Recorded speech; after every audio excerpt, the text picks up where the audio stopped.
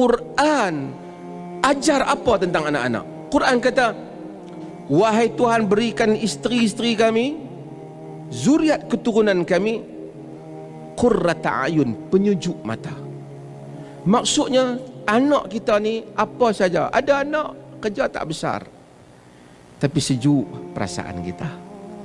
Walaupun dia mungkin tukang kebun di sekolah, bapak dia sakit sampai dia, mak dia susah dengan motor buruk tu pun pergi cari ubat kat mak. Tak pernah cakap bahasa yang terentak hati mak dia.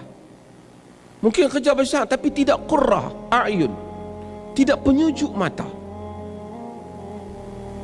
Sebab itu apabila kita nak anak-anak nak periksa, kita doa, ya Allah, berilah kejayaan pada anak kita.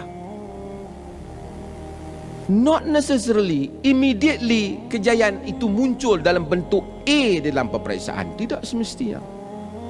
Kita doa pada hari ini, tengok anak kita dapat C terap semua, tapi mungkin 7 tahun lagi dia jadi seorang peniaga yang bagus.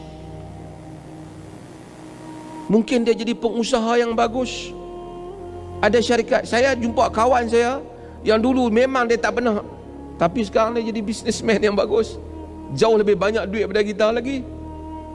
والذين يقولون ربنا هب لنا من أزواجنا وذرياتنا قرة أعين واجعلنا للمتقين إماما